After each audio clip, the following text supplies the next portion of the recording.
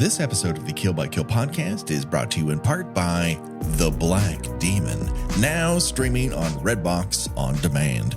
Josh Lucas stars in this heart-pounding action thriller where an idyllic family vacation turns into a fight for survival when they encounter a ferocious megalodon shark that will stop at nothing to protect its territory.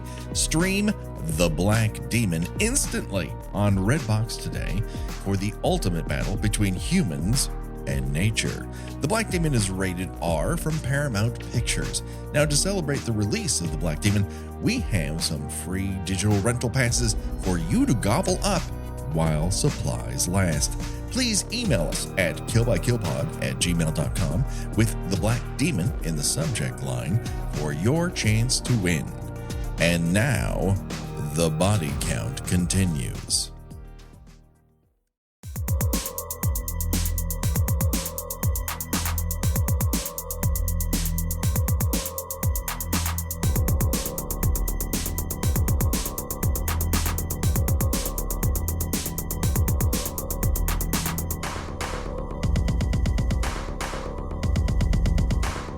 Ladies and gentlemen, boys and girls, dying time is here. That's right. We're talking about Seven for our 7th anniversary on Kill by Kill.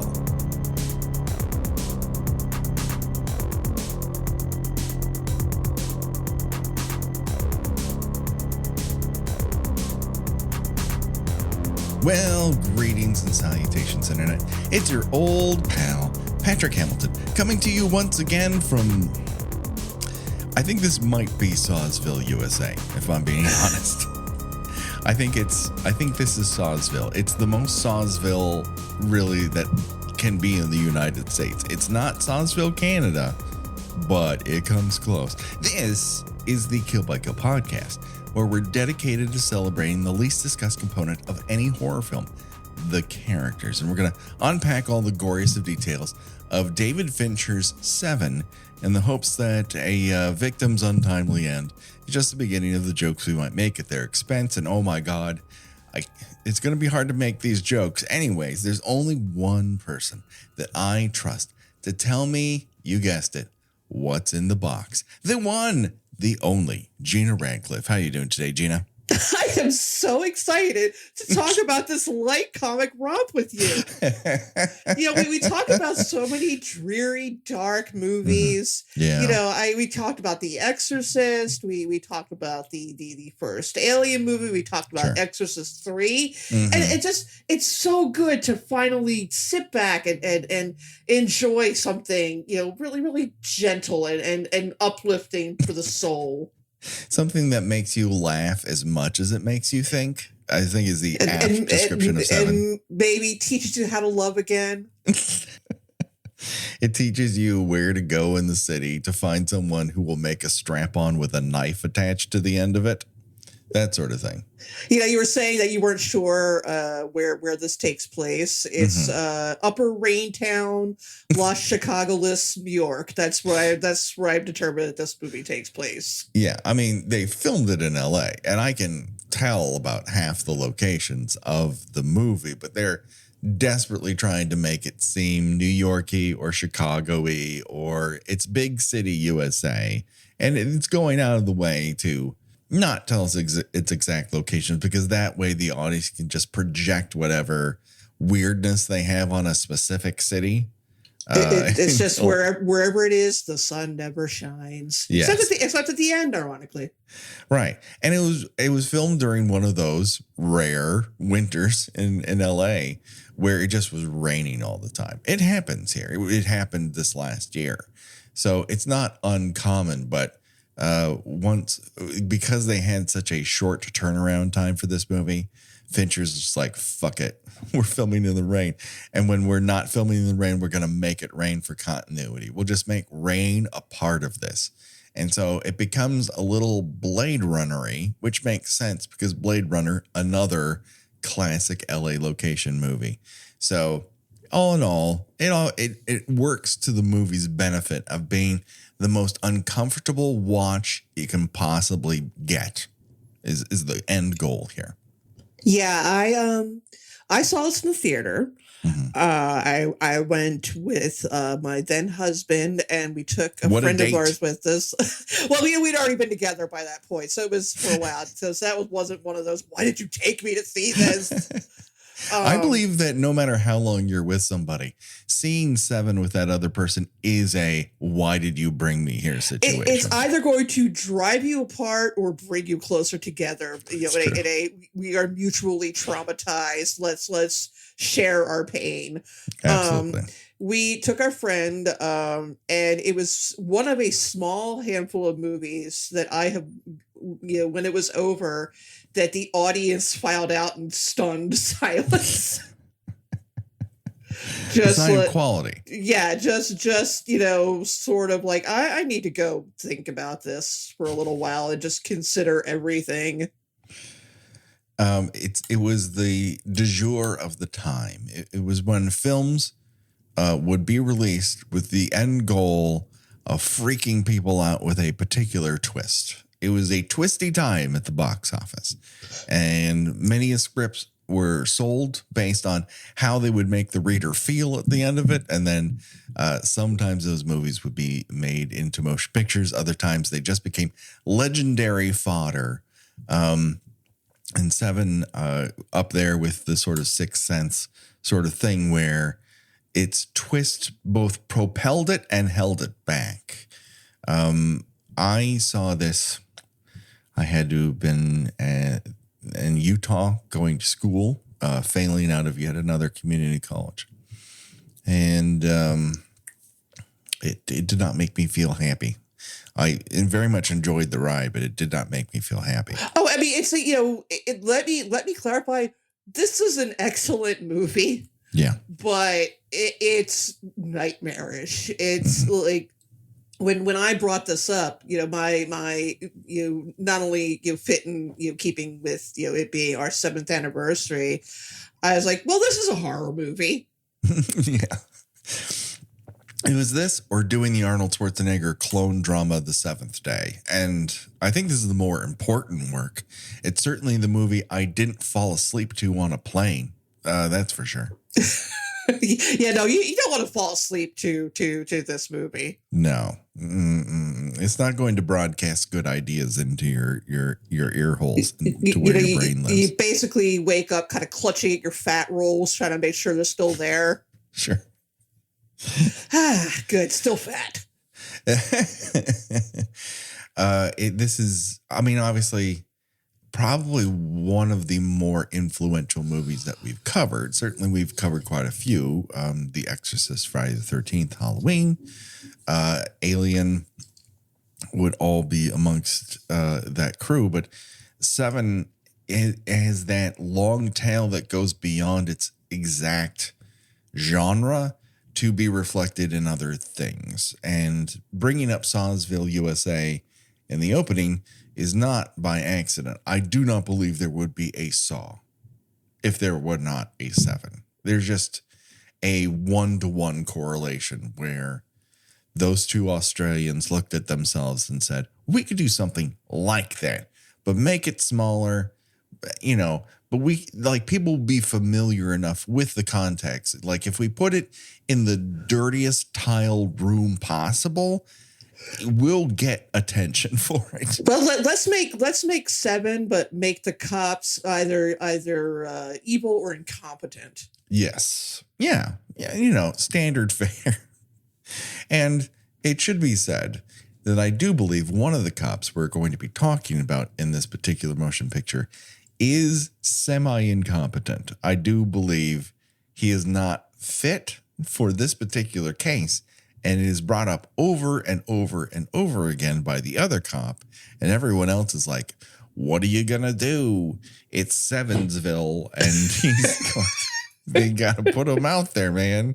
Someone's got to catch this killer. And it's got to be this baby who can't tie his own tie. And he looks like, weirdly, 3 children with the hottest at the very top in a trench coat. Hot babies. The hottest, only the hottest babies for this New Line production. I had forgotten until this movie began the device that's built into the script that Detective Somerset is going to retire in 7 days. And then I started to research some of the backstory behind the film. And I learned that Warner Brothers was very concerned that people might confuse this film and Lethal Weapon. And that is not something that has happened before or since for anyone other than that one executive. Yeah, I did they don't put any sax rips every time Detective Somerset mentions he's about to retire. Oh my God. Someone, please, who has the ability to make supercuts, make a Lethal Weapon style trailer out of 7, because that has not been exploited yet. That's just good to go for comedy. I don't have the time or the technology, but someone else could do it and then just, tag us somewhere. We're fine with mere mention. So yeah, this is it's both tough and exhilarating. It's beautifully shot. It's gorgeous to look at. It is so immaculately set dressed, and the production behind it all is incredible. It's very purpose driven. There's not a lot of fat on the bone here. If it's slowed down, it's to give characters moments to breathe and for us to understand who they are. And if it's going quickly, it's not just empty thrills. There's a lot of tension behind what is happening. Yeah, there's not a loose thread here. Like everything that happens makes a sort of sickening sort of sense. Yes. And it just goes to show, in my belief, that like if they had given Fincher the opportunity to make an alien film that he wanted to make, it probably would have been an infinitely better Alien 3 than we got. Not that I'm really complaining about Alien 3 necessarily, but it's not to say that he had a great time doing it. I mean, he finished the movie and said, I never want to make another movie again. So that was how great that experience was for him. But then he gets this script and is like, okay, this is a movie I would make because it is dire and I can shoot the fuck out of it. And most of the characters don't have names. Well, it's really interesting because, as I say, to me, I know there's one of the interminable ongoing debates in among horror fans is if movies like this and Silence of the Lambs and all can be classified as horror. Mm-hmm. This is structured very much like a horror movie. Yes, it's that it's got jump scares. It's got possibly one of the best jump scares of the 90s. Mm-hmm. Mm-hmm. That was probably the only time in the theater that people reacted with sound to something that was happening rather than shocked silence. Sure. Yeah. You've got a very monstrous killer, and that's before even realizing, who this person was played by and the sort of ironic twist that comes in that. Yes. You've got it just, you've got the bleak ending of a horror movie. Yeah. And the structure of a death every, so often you're expecting another dead body to show up. There's a very, Hannibal Lecter-esque, elaborate tableaus to how these bodies are discovered.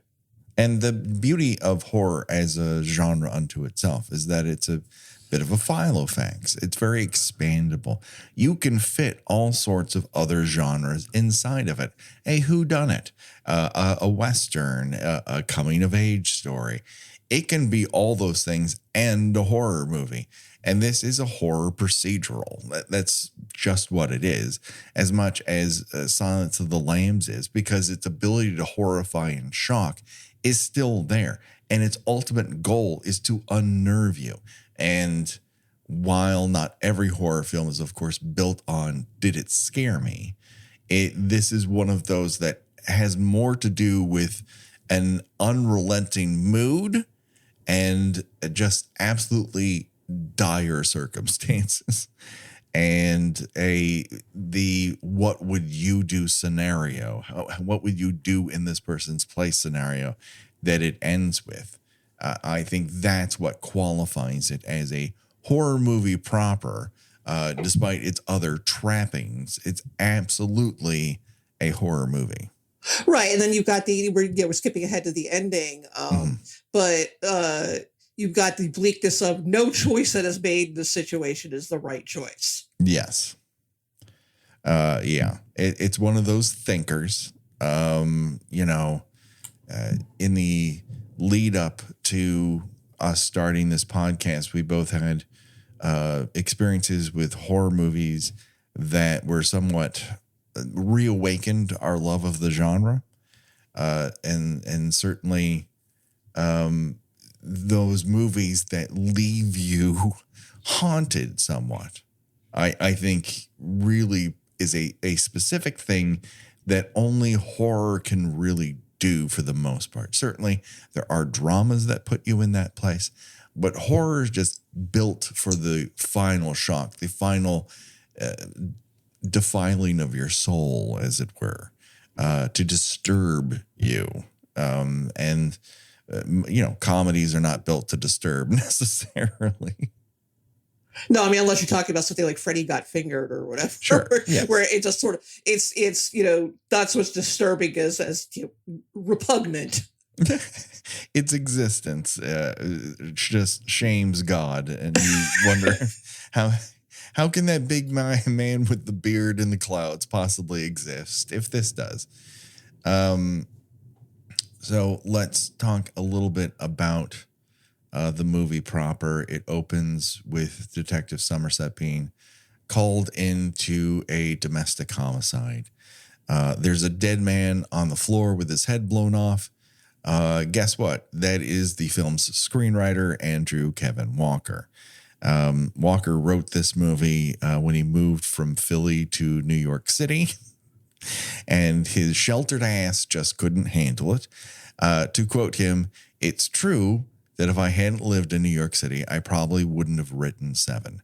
I think it's that way for anything. It's the right time and the right mood, the right inspiration, whatever that inspiration is. That's what's so scary about writing." This movie has a lot of themes to it that have been bandied about over the years. Certainly in the lead up to its filming, many of the people who read the script referred to it by one word, and that is evil. And while it explores evil, the end result to me does not come off as evil put on celluloid. No, I mean, it involves a character who does very evil things. Yes. And, you could certainly say that evil has triumphed in the end. But, the whole message of, the world is a good place and worth fighting for, I believe the second part.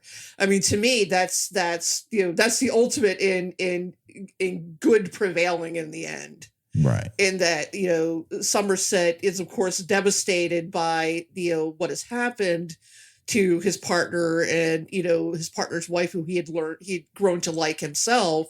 Mm-hmm. But he's still going to keep keeping on because that's all you can do. Yes. And he can't be pulled out of it. There's some component of him that just, while he artificially at the beginning says, I can't go on doing this, he realizes at the end he might be the only person who's suited to continue on doing this. And he does not give up his post, which is interesting sort of, I don't know, that one sentry at the gate of hell or whatever that is so prevalent in modern media. He will continue to do the thing that he can't tolerate so that others might live oblivious to the evil in this world. But I also don't get the feeling like this is a pro-evil piece of dogma in some way, no. I mean, the way people talked about it, that's the way they thought about it. Evil won because sometimes evil does win. And the unrelenting, how do you continue on in a society that allows death and destruction and horrendous things to happen, while many a Hollywood movie tends to aim you towards the sunnier side of the street. At some point, you just simply have to confront what, happens in this world where we have school shootings and mass shootings at numbers that are just insane to me. And yet the world blithely pushes on as if, well, this is the price you pay. And I, for one, do not believe that price is worth paying. I just feel that something has to come off the other end of this fucking ledger already. Fincher's one of my favorite filmmakers. Zodiac, and another movie I would say verges on a horror movie, certainly a suspense thriller. Yes. It's got certain elements of Seven, but with probably not as much overt gruesomeness. Mm-hmm. But Fincher, I think he has a very realistic approach to life and all its little horrors. That these terrible things happen, but there are people in the world who keep some sort of righteous balance in doing what they can to mitigate the damage of these horrible things. Right. And I appreciate that. It's a singular piece of work, and I'm so glad that this worked to the degree it did, because this is essentially the blank check movie that after this, he's pretty much allowed to do almost anything he really wants to do to some degree for an extended period of time. And he's just one of the few directors. Well, I wouldn't say one of the few. That's really putting too much on him. What I enjoy about Fincher is that you can always tell it's a Fincher film. It doesn't feel like a put on what he does. It feels very intentional, and that this is the way he views cinema. And that is a comfort in a way that he directs your eye. He tells you where to look and for how long. And he's genuinely right most of the time of what you need to see and what you do not need to see. Right.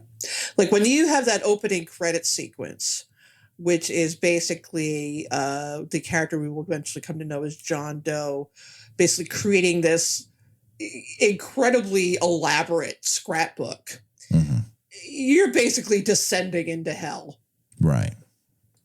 Yeah, you've got this like creepy remix of Closer, and it's just okay. Where this is, I'm already feeling uneasy, and the movie hasn't even started yet. Yeah, I mean, Fincher, one of the last practitioners of the opening credit sequence, and he often displays what the power of that opening credit sequence can be. He's just really good at saying, no. Right up front, you got to tell people what they're going to fucking watch. And it's all been pushed to the back. And I won't back in my day about this, but I do feel it's a missed opportunity in many respects to not throw those credits up front and really get people into a specific mood so they understand what's going to come after that. I understand it's hard and everything, but I think it's worth the effort. And certainly something like this, which came late in the game in terms of the film's development and was not ever described like that in the script or anything like that. This was developed late in the game and was so successful. Elements of it were transposed into the trailer. It just very much sets the mood. And you can't, I was hoping that I would be able to see more of it because it's such a high resolution viewing experience that you can see of it right now. But a lot of the details are just obscured on purpose. All you need to know is these are the ramblings of a person who cannot talk to anybody else about this. He can only write them down in the smallest, craziest handwriting possible. Well, you've got that, and you sandwiching the movie is then you have the end credit sequence, which are run backwards. Right. It's just like it's just such a oddly unsettling touch. Yeah, it's all the vast majority of choices are meant to unnerve. And as a result, like, it's a very singular motion picture experience. Like, its purpose is being driven home at every opportunity. And I feel like a lot of the times when you get someone behind the lens and they're like, I'm going to make something important out of this, it comes across as self-important. And while I feel Fincher in every frame of this, I also don't feel like the movie is about David Fincher and his cool visual ideas in any way, shape, or form. No, and I don't think he is necessarily trying to say something specific about the state of the world. Right. No, it's an unnerving and unrelenting pre-millennial dread that is not unique to this motion picture necessarily. You can see threads of it in a lot of other things. The Sixth Sense would be one of them. The X-Files would be another example of it. The USSR, crumbled and people sought an enemy. And I think there were certain factions within this country that without that one big external enemy to always throw their hatred on, they immediately wheeled around and said, oh, no. There are certain factions within this country we definitely need to aim our guns at next. And that results in a lot of media where people are like, oh, my God, is all this coming to an end? It feels like it's coming to an end. Just not as immediately as they might have thought. I was going to say, and it is, but, it took a little longer. So there was somebody off screen going, stretch. You wait till you get to 2015, 2016. Wait till you see what we got in store. Oh, yeah. I mean, this movie would have landed, and it did very well. In the my God, office. It did insanely well. But I think it would actually have done even better if it had been released sometime within the past decade. Yeah. It was made for around $33 million, and it ended up making $330 some odd million worldwide. So a good 100% increase on your investment, and launched a sub. I feel like this probably got made in the aftermath of Lambs, and saying, okay, like, the movie audience is into this sort of thing. We can find a way to do it. And so Walker writing a script that involved a serial killer, not a huge leap. Lots of media about that. Everyone's kind of looking for that thing. But because Lambs, earns that Oscar, there's an undercurrent of not only can you make a movie out of something like this, but it's important. And I think Fincher, right. So now they're prestige movies. Yes, now it's a prestige film. It's not just a B picture, and this film is very classily made. It's incredible to look at, but it never comes across as someone going, "This is my Oscar bait," by any stretch of the imagination. But the performances are as real as anything you'll find in Silence. Well, it's important to point out two things here that really make this movie so effective, and even watching it today, is this came out in 1996. Yeah. And now the internet, was a thing by then. I don't know if I was active on it by that point. If I was, it was a very nascent time. And certainly you had bulletin boards discussing movies. I think the IMDb was already around at that point. But this movie, you went in not knowing a lot about it, other than it was a murder mystery starring Morgan Freeman and Brad Pitt, who at the time was just starting his, this guy actually can act phase of his acting career. Whereas before he had been just a hunky pretty baby. Yes. But this was the same year he had done 12 Monkeys, and he actually wanted to act instead of stand around and look good. And he turned out to be, rather surprisingly good at it. Yes. But you had, the twist on who was playing John Doe. That was a secret all the way until release. If that was now, it would have been spoiled like months before, because people now on the internet, because they have to be the first to have the scoop. They can't leave these kinds of things alone. If it is hinted that a movie has some sort of special surprise or Easter egg or whatever you want to call it, or mystery casting, they got to dig and they got to dig and they got to dig and they got to try to find clues, and they have to speculate over who it might be, or what the big twist in it might be, and the fun is ruined in it.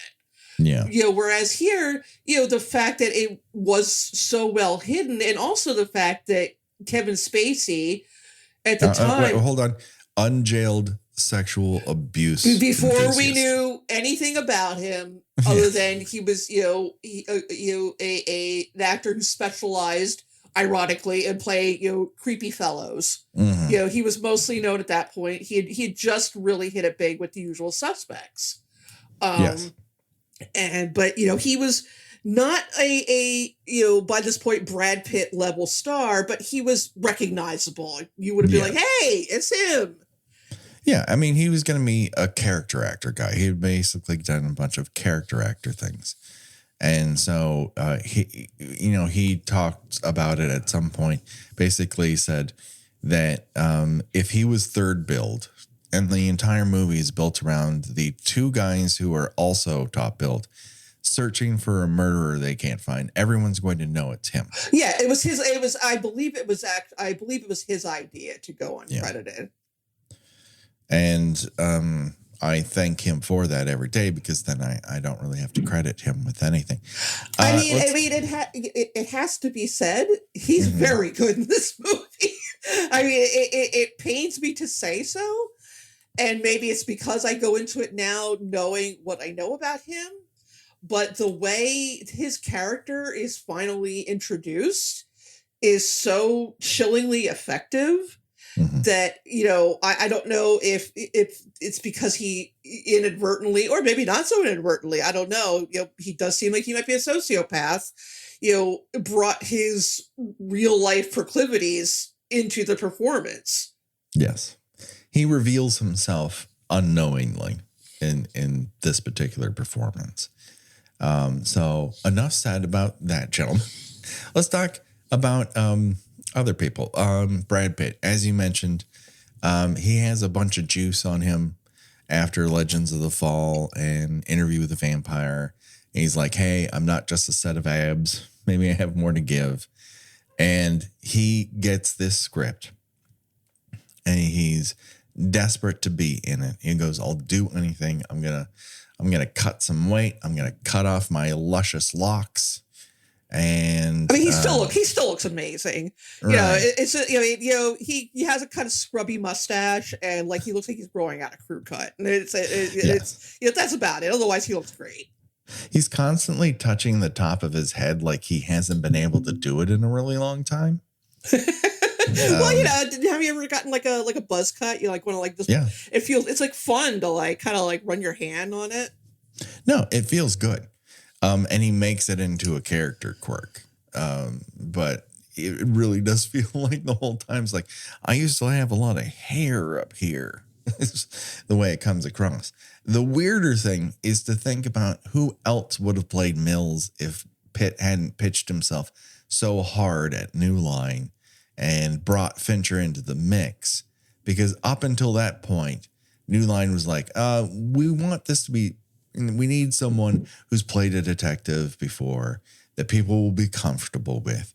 And they went after Sylvester Stallone. Oh my God. Can you imagine Sylvester Stallone in this motion When did picture? Sylvester, well, I guess Nighthawks? I mean, when else has he played a detective? Cobra, a little thing called Cobra. Well, they were basing their casting decision on Cobra. He had a gun with a cobra on it. Then when he stuck it in his pants, it made it seem like it was the top of his little penis. Is he gonna like cut some pizza with scissors while his wife looks at him with a worried frown? Imagine seeing Sylvester Stallone and 25-year-old Gwyneth Paltrow playing husband and wife. Yeah, I mean that's a whole other set of socks. Was that Mills is supposed to be young and green? Yes. It's like they didn't even read the script. They just went after whoever was hot. Like the other person was Denzel Washington, and they both turned it down. Probably still a little old for the role, but certainly would have been a better fit than Sylvester goddamn Stallone. Oh yeah, no, 100%. At least Denzel Washington, a real, true, actual actor.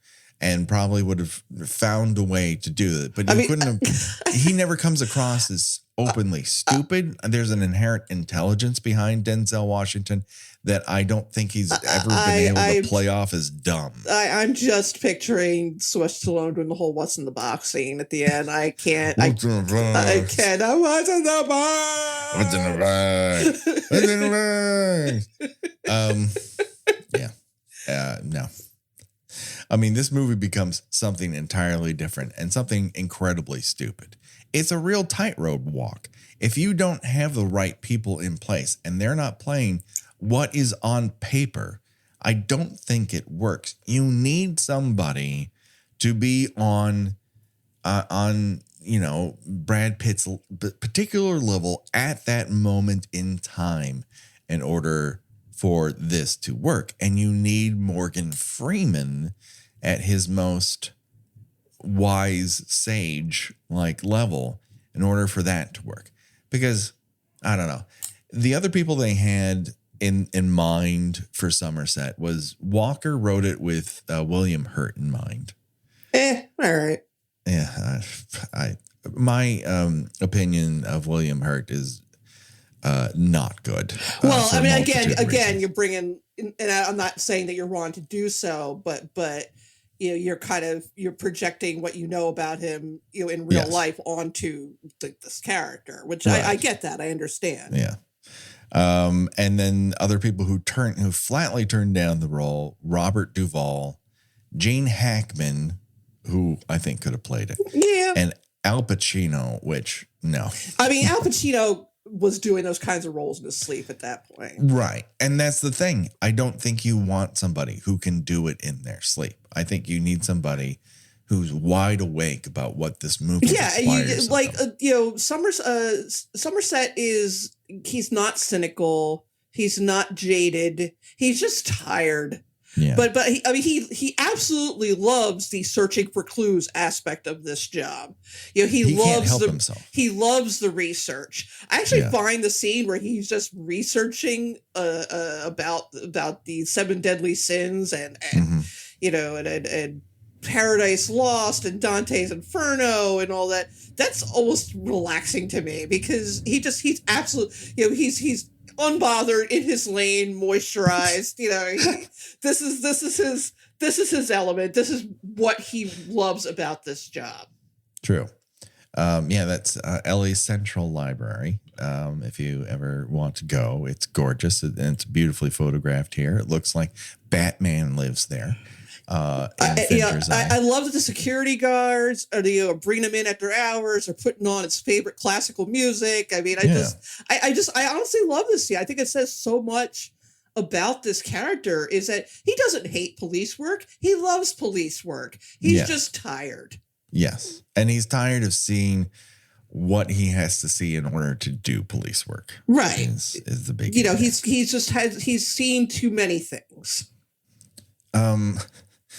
And the other element here, because we're pre-Saw, is that by not naming the city there, you just allow the audience to project whatever they want to on the screen. And there's a constant din in almost every scene, with the exception of the library to a great degree. Which makes sense because that is the only place where he finds peace. Exactly.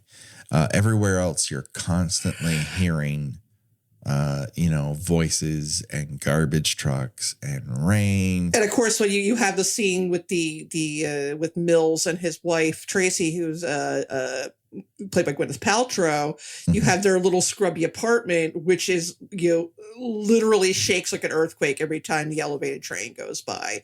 Right. And she's kind of doing this little like, hey, how it is. Well, but everybody has had a shitty apartment in an unfortunate location and thinks, I can't live like this much longer. And like, I mean, my first apartment, we were on the 3rd floor, but the dumpster serving the entire building was right below us. And in the summertime, we're like, I gotta get the fuck out of here. It's like, no air conditioning. It's like, oh, yeah.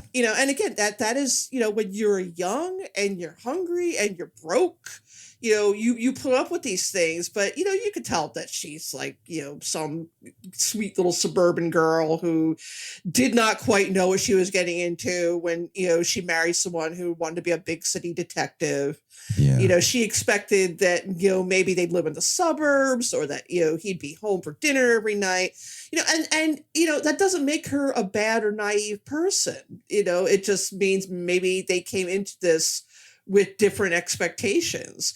She wants to have a baby. She's already having a baby, but she's afraid to tell him because he's already jaded about the world as it is. Yeah. And probably is not in a mindset where he feels ready to bring children in the world. And honestly, who can blame him? He just wants to roll around on the ground covered in shit-covered newspapers with his dogs. And, that's who he is deep down. I mean, I think there's a lot of very important character work built into every aspect we see of Mills.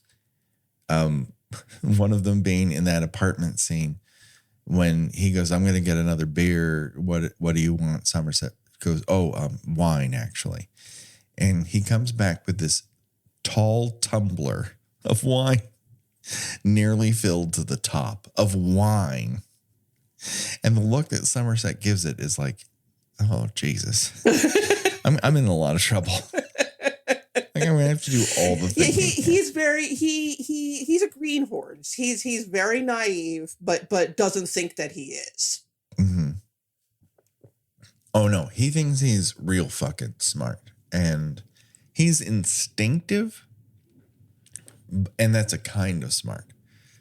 But this movie goes out of its way to really ascribe very distinct personality traits to Somerset and Mills. Somerset is learned.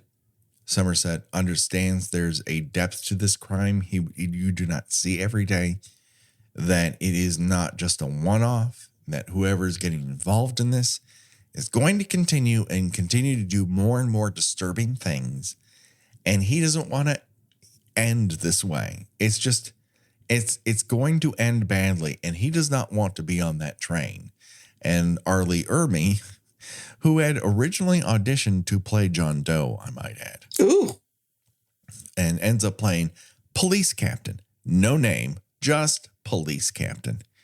Gives an interesting un-Arlie Ermey performance, with the exception of one long series of orders that he gives before a raid.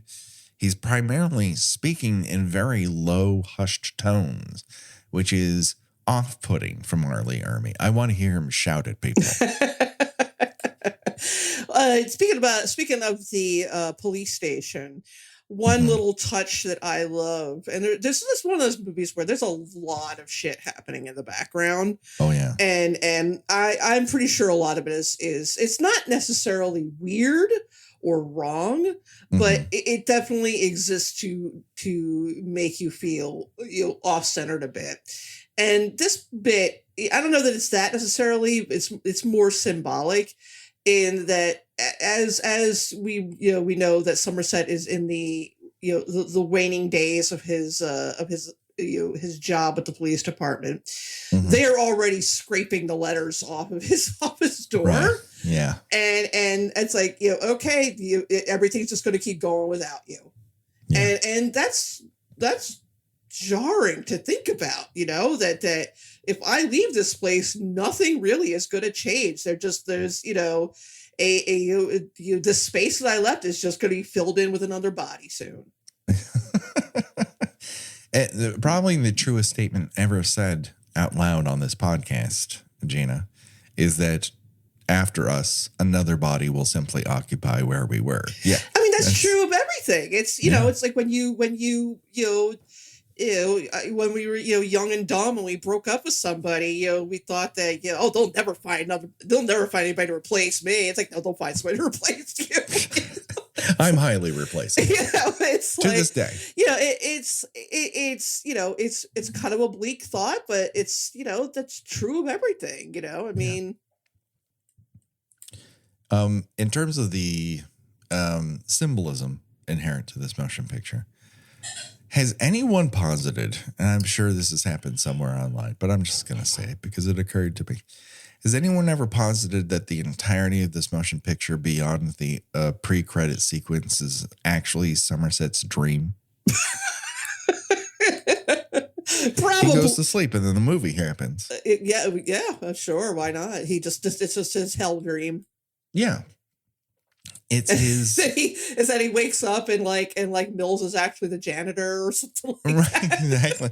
And you were there, and there's a skeleton just waking up in the background, and you were there. And John Doe is like, oh, he's like he's wearing a beret for some reason, and like, and then you killed Mills's wife and cut her head off. Absurd. Yet another student body. I was going to say I will call it with absolute confidence that we are the only podcast that has ever referenced Seven and student bodies at the same time. Yeah.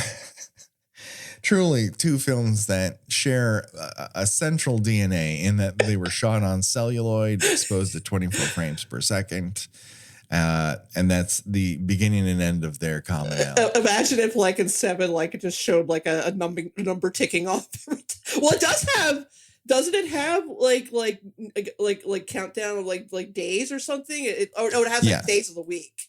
Yes, it does. Yeah, it starts on Monday, with gluttony, and ends on Sunday. So yeah, it does. The kill count doesn't ring wild. They are interchangeable. Yeah, exactly. So Mills gets the call to meet Somerset at the gluttony crime scene, which takes place inside a brown hole. It's like a black hole, only it's brown. And I thought I would actually get a laugh. I am laughing. And we learned that this poor man had his arms, hands, and feet wired together, and he's been forced at gunpoint to eat spaghetti until his stomach bursts. And all I could think of is, what a way to go! Right, I mean, right. If it's good spaghetti, does he get a little does he get a little shaky cheese on that? Please, Mr. Doe, will you dust my wets? Just ask for cheese. No. Please dust my wets. Thank goodness I'm making that Twitter reference before that ends up belly up in the next week and a half. Can't go fast enough. And honestly, so fucking. And if any of the people involved in that could, maybe be found, strapped to a bed in a room filled with pine tree air fresheners, I'd be happy with that. Totally. You know what? We need more submarine trips down to the Titanic, and I can name several people currently in the higher ranks of Twitter HQ that could definitely make that journey down there. Whether or not they make the journey back up, that's not for me to say. But I think the world would be better off with them feeling the ocean's inky depths in a metal tube that you can't unlock from the inside. Everything I hear about that fucking submarine, Gina, is crazier than the last thing. Today it was revealed that you can drive it using a video game controller. I honestly hope that they're chum at this point. You know what? You know who we sound like here? Who? We sound like John Doe. That's absolutely true. Has this become the John Doe podcast? Are we at the point where our words are essentially being scrawled in tiny type across the many hours of our podcast over the course of 7 years? Hey, hang on a second. I'm busy trying to cut my own fingerprints off here. Well, that's the thing about the podcast. There's digital fingerprints. There's metadata. There's your voice print. There's a whole lot of, and every single episode, I've been naming you as one of the contributors. So that's a problem. Well, you. I mean, I can just because I'm wishing they turn into chum doesn't mean I'm actively turning them into chum. No. We are not in the turning billionaires to chum business. All we're doing is encouraging other people to get into that business growth industry. Anyways, let's get back to the murder and dismemberment on display in 7. So Somerset's like, I don't want to do this, and Ermey's like, well, fuck you, you're doing it anyways. Mills is a big baby about it all. Open on Tuesday, and there's all these headlines in all these newspapers about a lawyer being found dead. Here are some of the other headlines that are on those newspapers. Neighbor Beagle scares teen. Here's 8-year bout with hiccups. Housekeeper held hostage by child's possessed gerbil. 3 days of terror. I don't think I ever noticed this before. No, this is not something I ever noticed until I could actually zoom in on a fucking 4K. Is there a child trapped in a refrigerator eats own foot? I think that's as close as it gets. Studies deflate breast implants to safety. And then one that it has to be somebody on the cast or crew. Rose Mui experiences Costello's for first time. I don't know what that means. Yeah, see, people think that David Fincher's movies are very humorless. He has a sense of humor. No, I think I absolutely believe he is not humorless, and he is very funny in a non-traditional way. But I don't believe he ever thought these are newspaper headlines that anyone else will read. And then technology was like, oh, no. There's one podcast who definitely needs to see this 4K rip of this movie. And it was us. Unfortunately, that's as good as it gets. I would love to have more of that throughout this, but every detail here is so finely portrayed that you just don't really have anything on this level of looseness ever again. That lawyer who was killed is actually the greed killing.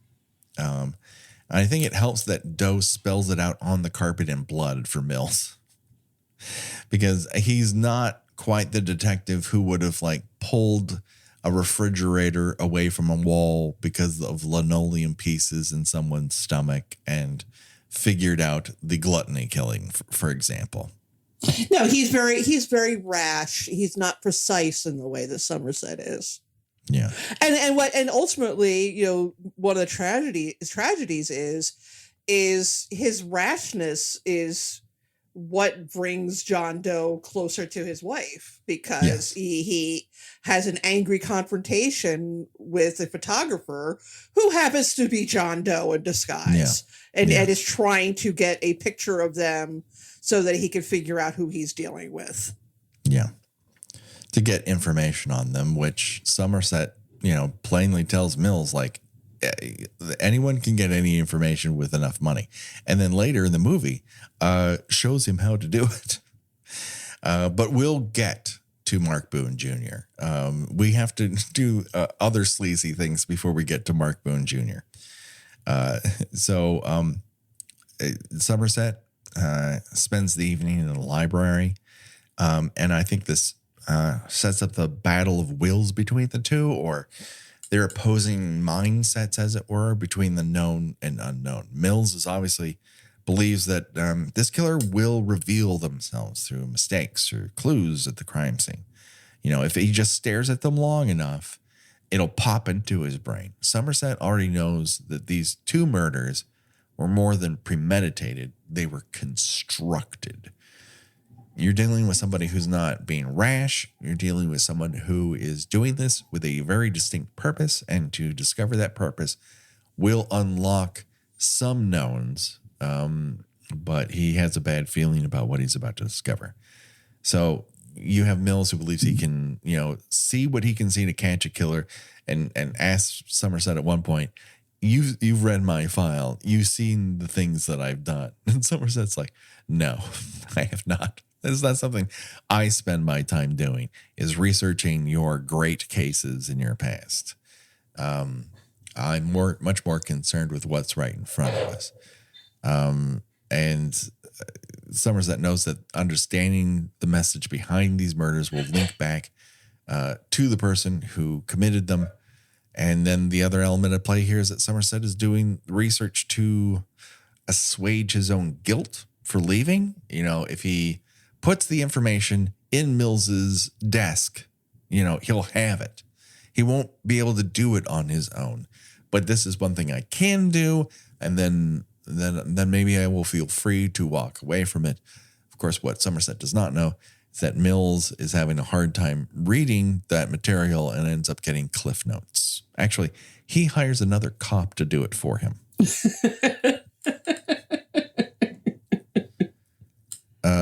And so while they're pondering these two murders, Mills's wife, Tracy, asks that Somerset come over for dinner. And this is a lovely scene. And I'm always, it's hard to have the same warm feelings one used to have for Gwyneth Paltrow when she's not knocking over people on the ski slope. And they're unsuccessful at suing her or pushing a gold egg up her hoo-ha. And so I'm always warmed by her introduction to this in this film proper, when she opens the door to both of them and she goes, "Hello, men."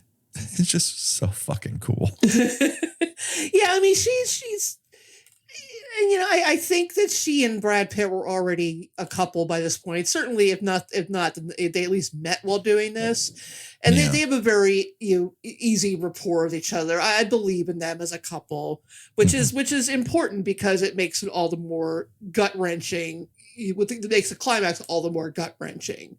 Yeah.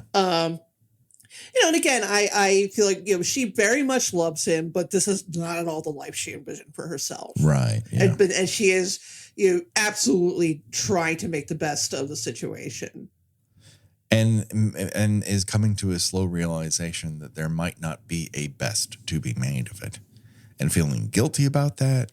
And and she's so alone in the city that the only person she can trust with those thoughts are her husband's police partner, who she barely knows, but at least she can tell that he is a considerate human being, and that when she lays out, like, I can't work, I can't imagine raising children here, and yet I'm pregnant. What the hell am I going to do? And he's honest to the point of being brutally honest about what you can expect by living in Sawsville, USA. And she's left disturbed by that conversation. It's not, I think she's given information she needs to know, but I don't think she's particularly happy that she now knows it. Yeah. I mean, he's very straightforward with people. So we move on to Thursday. And not for nothing, I hate to be this one guy, but they pull up in front of Sloth's residence. That's the same building that the movie opens on, which again lends credit to the idea that this is all Somerset's dream, because he's revisiting locations that he's only seen in real life. Regardless, they are able to determine through fingerprints that are made behind a painting at the Greed crime scene that this one individual spelled out "help me" behind that painting with his own hand. And so they rush this location, his last known address, with a SWAT team led by John C. McGinley, who's always a welcome presence when you need someone to yell dicks.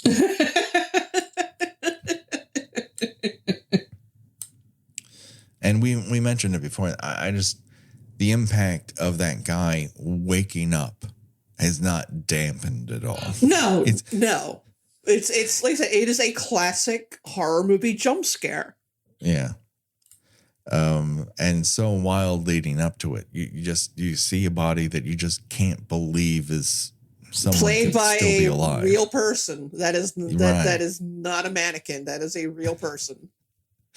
And yes, for a second there, you think, am I looking at a Return of the Living Dead puppet? But nope, that's a person. I believe Fincher referred to that performance as creepy enough and moving on. So when you get that stamp of approval from David Fincher, you know you did something right. That the way that entire crime scene is laid out, every bit of visual information makes you more wary of what you're about to see. Everyone's reaction to what they are seeing is visceral. So you know when you do get to the final reveal, it's going to be something that you're not going to like. And then he makes you not like it a whole lot more. Well, it's just something so particularly absurd about that scene because of the hundreds of air fresheners. Yeah. Like where do you come up with an idea like that? That's just like, it's such a mundane thing. I can't see a pine tree air freshener and not think of that scene now. Right. It just it's visceral because you know what they'll smell like. Like you know that fake pine smell, what that's like. Now, now you're forced to think of that times 100 over the smell of like rotting human being. Rotting living human being on top of that. I just, oh my God. And the more information you learn after the fact that he's been there for an entire year to that day. Just barely kept alive. Yeah. Alive enough that he knows what is happening to him, which is like, oh my God. like just like yes. Full body shudders. Listen, there's not a lot of good options in the Choose Your Own Deathventure of this motion picture, but I promise you, this will not be my go-to. Shot in the head is like the only one that's, seems not absolutely horrific. Yes. Everything else is pretty fucking dire. So yeah, this is one of those circumstances of a scene that outlives the momentary pop culture bubble in which it emerges and pervades, the movie going public and creatives behind movie making to the point where they want to relive this particular film's high of this reveal over and over and over again. And I think you get a lot of stabs at it, but it's really hard to recreate this specific formulation and magic. It's just right time. And it's simple. What it comes down to with this movie is that it's very, very simple. And simplicity is one of those things that's tough because there's not a lot to hide behind. There's only so much razzle dazzle you can put on simple before it just looks like an empty artifice. And this movie really treads that line to make the impact of these scenes as maximalized as humanly possible. Yeah. The next day, Tracy has a very depressing breakfast with Somerset, in which she says that she does not like living in Sawsville, USA, and I don't blame her. And Mills's crack about the killer having a library card sparks an idea in Somerset, who pays Mark Boone Jr. To dig into library records. Mark Boone Jr., of course, international sleazeball. We last talked about him in 30 Days of Night. Professional biker gang member. Yes. Here playing, quote, greasy FBI guy.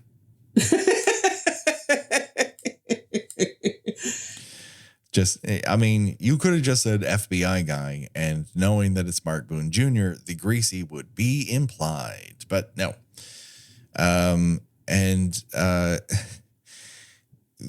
then there's an extended chase scene, which I think is pretty well put together and has that very over the shoulder verite feel of being in the moment without going too shaky cam.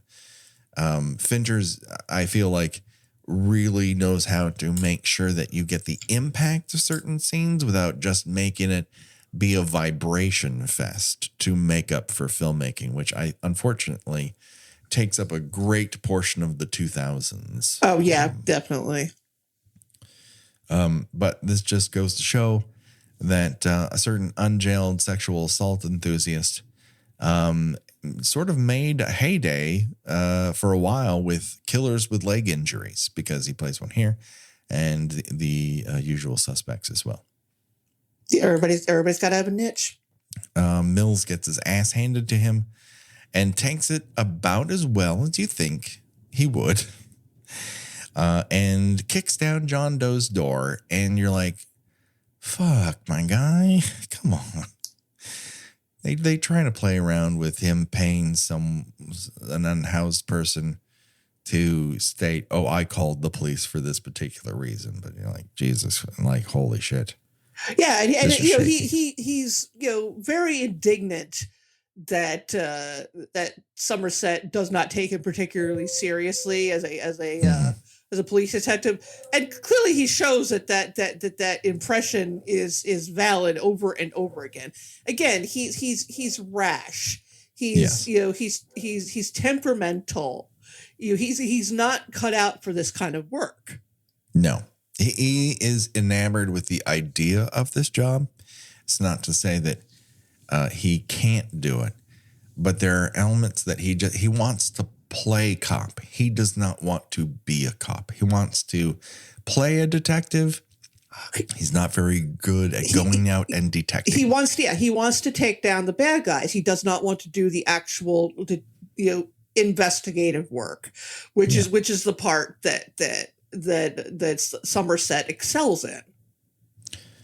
Do you think John Doe is going to get his security deposit back on that apartment? Because he's made a lot of modifications.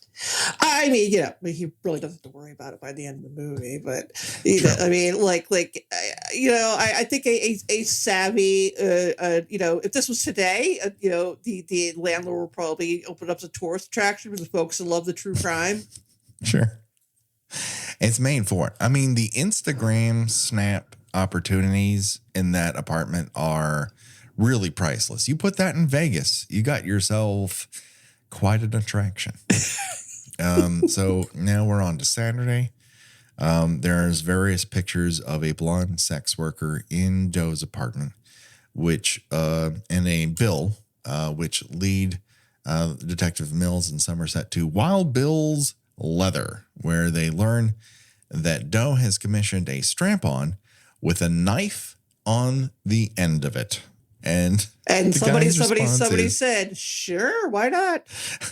Well, those dollar bills spend any way you want. And he's like, I thought he was a performance artist. And it's like, I don't know, nothing about that really seems like performance art. But also, when you see the Polaroid of it, it is rather garish. It reminds me of, remember Mandy? Remember the Cenobite people had dick knives. Yes, they did. Can we do Mandy again? Yes, is that okay? We can absolutely do Mandy again. Just watch Mandy again and have that experience. I will happily watch Mandy again. Oh my God, what a motion picture! It doesn't take us long to find out what that strap-on's been used for, as the detectives get a call to the Lust crime scene, where we find one Leland Orser acting. Professional 90s screamer Leland Orser. Leland Orser, a man who understands that breathing in and out real fast will make you seem like you've gone through something horrible. He did a rash of movies in which he is screaming. There was Alien Resurrection. Mm-hmm. There was a very unpleasant movie called Very Bad Things, in which he does a lot of screaming in that. He's a spoiler alert. The bad guy in The Bone Collector. Does he scream a lot in that? You can tell he's been hired to be international creepy man in that one. And, have tiny glasses and be very wet-eyed and nearly cry when he's talking about how dire the world is, how he needs to collect tiny bones. That's not a good movie. Sorry, not good. A movie obviously greenlit, with Denzel Washington licking his wounds that he said no to this, but bad motion picture. I think they ended up making a TV series out of that book series at some point. Sure. Yeah. Sure, why not? So yeah, these guys are at the end of their rope. The next day, Doe calls in his next crime to the cops, and that is pride. Doe has broken into a model's apartment and cut off her nose to spite her face. Leaving her with a choice, either to call for help but live the rest of her life being disfigured, or take a bottle of sleeping pills, and she chooses the latter. Yeah, which he some of what Doe says, makes a sick sort of sense. Yeah. But this here, it's like, this made her a bad person because she didn't want to live with being disfigured. Yeah. I mean? Well, no movie's perfect, and it reaches a specific point here where it's kind of hitting obvious town. I think that's kind of true with gluttony as well. It's just a little too obvious, Well, it's not like, I've seen people, kind of lump John Doe in with like characters like Killmonger from Black Panther, where you're like, oh, he's the villain, but what he says makes a lot of sense, and it's like,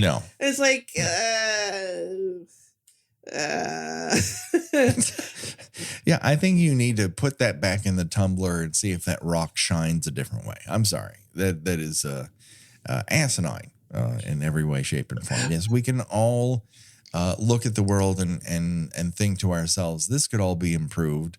I don't think killing a sex worker is going to help. He didn't do it himself. He made other guys do it. Well, yeah.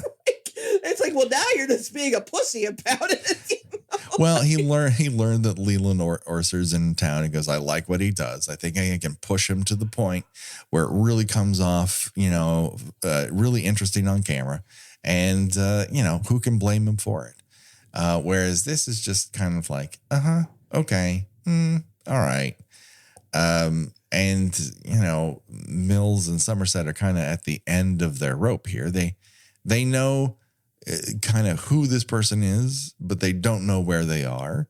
And that's the exact moment he decides to wander into a police station and say, I give up, everybody.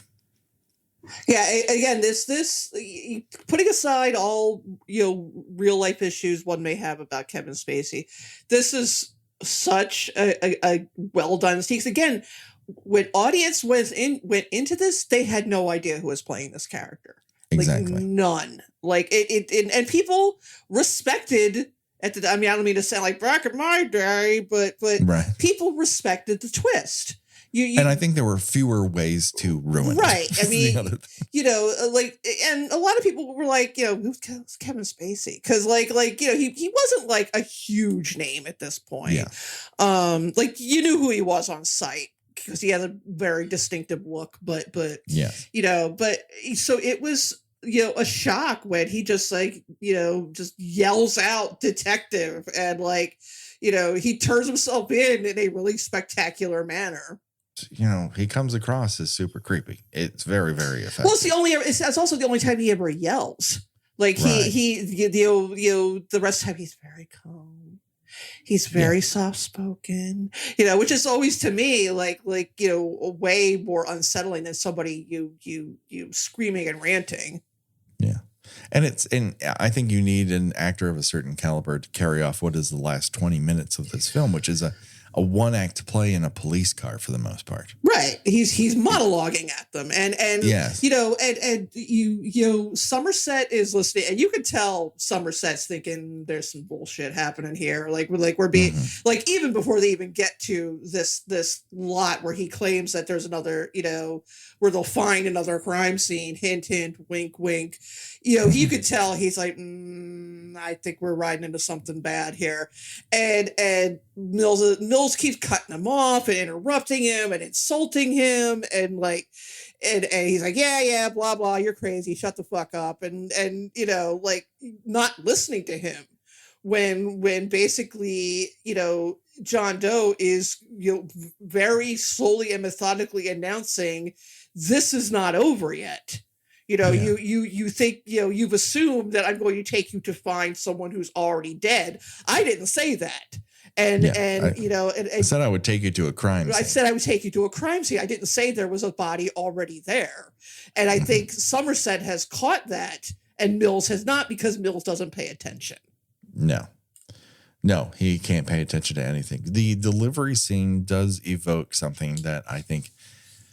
What did he pay this delivery guy to show up at this very specific spot with a head in a box? It's also interesting that we never do we ever actually find out where he comes into all this money. I mean, he must have a fortune that he's sitting on that he paid this. Now, I mean, granted, Sloth's apartment is a fucking hovel. But, we was still probably paying hundreds of dollars in rent every month for it. Well, he's paying multiple rents. And because, this is all a long setup. So, but where does he get the funding for all this? I don't know. Well, Ermey says that what we know about him is that he's independently wealthy and highly educated. It's like, well, he's the kind of highly educated that is like, I've done my own research. Right. He's not, I don't know that he's supposed to be like, he's a college educated so much as he's read a lot of books. Yeah. And so, Somerset obviously cuts open the box to discover what's inside, which is Tracy's head. We don't see it. It's the only. I love that it is the only time that the camera kind of refrains. Everything else is gruesome. It like you see it, and the shots like. Oh, well, I sorry, I stand corrected. I don't think they ever actually show the woman who was fucked to death. That might have been that might have been a little bit beyond the pale, or at least they wouldn't have been able to get. They would have gotten an SE7EN rating for it. Yeah. But it is very almost like this is too much. We can't show the audience this. Yeah. No. And that was one of the conditions of them getting to film this ending was that you could not show what was in the box, which I think you get more out of. Oh, absolutely! Than you do yeah. Like I mean, everything you need to know is in Somerset's reaction. Yeah. Is there anything else we haven't talked about that you absolutely need to get off your chest and scrawl? I mean, in tiny type. That ending is chef's kiss. It is magnificent. It is haunting. Yeah. Probably the most frightening line any movie character has ever uttered, by my estimation, is John Doe saying, "I already told you." And to me, it's like, and you barely hear him, and it's just it's chilling. It's an excellent, very frightening, very unsettling movie that I think about a lot. Yeah. Well, I think I think about a lot of Fincher's work a lot. He has the ability to crawl into your psyche. He understands to a degree his goals with cinema and is rather uncompromising in that direction. And while I don't want to pigeonhole him, I do think he has a skill when it comes to the thriller, when it comes to the horror procedural. As I mentioned earlier, Zodiac is probably one of my favorite movies, and yes, I am again haunted by the scene at the lake. It's terrifying. I mean, it's terrifying because it's realistic. Yes. Yeah. Oh, and see, now it's flashing through my head. We should cover Zodiac. I think that's one of those we would legitimately split into two, though. I think there's just too much movie. I mean, I could talk about it for hours. It is a personal favorite. All right, stay tuned. Next season, Zodiac coming your way. That just about does it. But before we go, of course, we have to choose our own deathventure. Oh God, dude, must we? And that's where we just listen. It's our 7th anniversary. We need to be upfront here. We need to decide, of the many deaths portrayed in this motion picture, if we were forced to die in one of those ways, which one would we choose and why? Gluttony, be force-fed spaghetti with little scraps of the linoleum inside, or we have, what's next up to bat? We have that's like cutting off a pound of flesh, and no more, no less, and weighing it out, and then bleeding out as a result. And then next we have sloth. You chain to a bed for a year. Whew. That's a hard pass. I'll tell you that one right up front. And then we have lust, which you would be fucked to death with a knife strap on. That's another hard pass. We have pride, have your nose cut off and be given the option to either save yourself or suck down sleeping pills. You're going to take the sleeping pills. That's just the preordained element of this. Or you are envy, in which you're going to have your head cut off and put into a box. And presumably other terrible things happening. I mean, he kind of hints that whatever he did, it took a while. Yes. He quote unquote tried to play husband. Which means he probably raped her. Yeah. So that's what's up for bid. And no. You're not taking the option of getting shot in the head away from me. No, I said wrath. Oh, okay. That's true. You did. I mean, shot in the head is a coward's way out. I mean, of the, if you want me to choose from the actual other deaths, I mean, getting my nose cut off ain't great. But I mean, at least I die in peace. That's right. Sleeping pills is the way to go. In comparison to everything else, I'm going sleeping pills. The nose being taken off, whether or not I might want to live that way afterwards is out of my hands. I mean, I'm not a professional model, so I'd be all right. I am, and I choose sleeping pills. My God, you're so superficial. Before we go any further, we want to thank everybody for your constant enjoyment of the show. 7 years. For talking back to us. 7 years. I can't believe it. That we've been doing this. It's incredible. Mind-numbing. Hard to believe. Even harder to take for my wife. And yet I really enjoy doing it. I really enjoy hearing back from you all and what you like, what you don't like. And we can't thank you enough for your support over these years, because we don't have any support from any other source. There's no website or magazine or no one network. Loves us. Who do love us are our listeners, and that's really most important to us. Yes, we are so thrilled to hear from you all. Yes. Gina, before we go, why don't you tell everyone where they can find you on these here internet? I write about television and movies at thespool.net. I have a Substack. It's called Gina Watches Things, .substack.com. In the still waning days of Twitter, because I just can't bring myself to break this horrific addiction, I am still there. under Gina Does Things. And if you are on Blue Sky, I just started there. Not super active yet, but I'm also under Gina Does Things there. Where I'm also on Blue Sky as well. Obviously, I can't wait to leave Twitter. Someone take this out of my hands. Blue Sky seems right now to be very, very nice. But of course, you can reach out to us on Facebook and on Instagram, even on TikTok. Not that I'm doing anything. If someone wants to take over the TikTok, please let me know. I'm a lovely TikTok consumer. I don't want to make TikToks. I just do not. I don't have the time. I don't have the capacity. And I certainly, for a model, don't have the face. I'm a hand model by nature. So there's that.